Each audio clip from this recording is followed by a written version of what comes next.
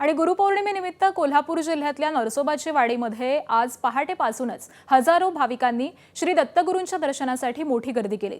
महाराष्ट्रासह कर्नाटक आणि इतर राज्यांमधून आलेल्या भाविकांमुळे संपूर्ण मंदिर परिसर भक्तिमय वातावरणामध्ये दुमदुमून गेला।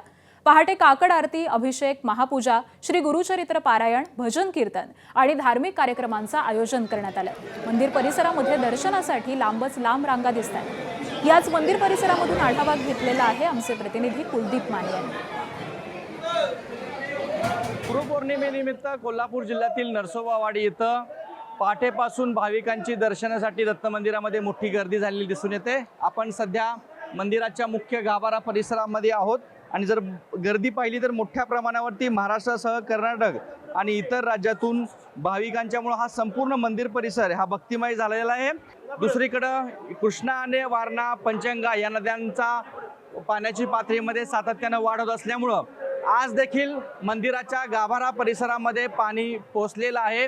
ही जर या ठिकाणी मंदिर सभागृहातील जर आपण परिस्थिती पाहिली तर या ठिकाणी या सभा मंडपापर्यंत पाणी आज देखील पोहोचलेलं आहे। मंदिर प्रशासन असो, पोलीस प्रशासन असो, या ठिकाणी संपूर्णपणे अलर्ट आहे।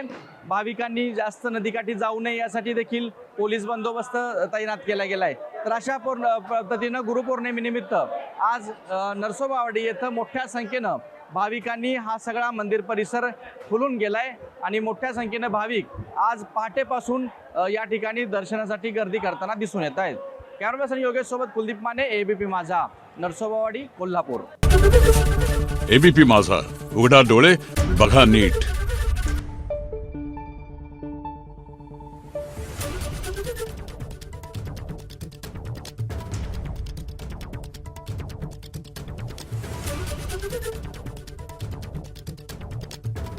Thank you.